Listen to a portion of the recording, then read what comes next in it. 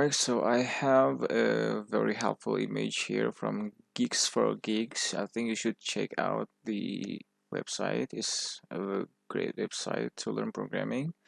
So yeah, data types in Java. So we have two different types. First one is primitive. Second one is non-primitive.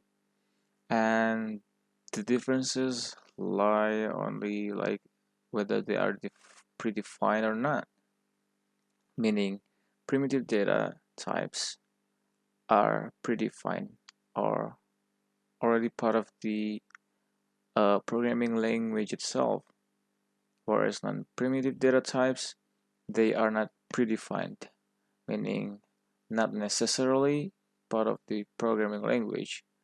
Now, but there are some exceptions. For example, string. String is already part of a programming language. String is basically an array of characters, right? So yeah, we have boolean, char, byte, short and long, and float and double.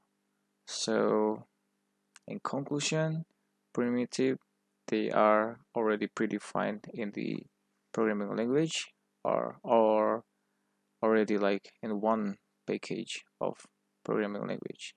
So usually non-primitive data types, they can be written by someone else, by other people,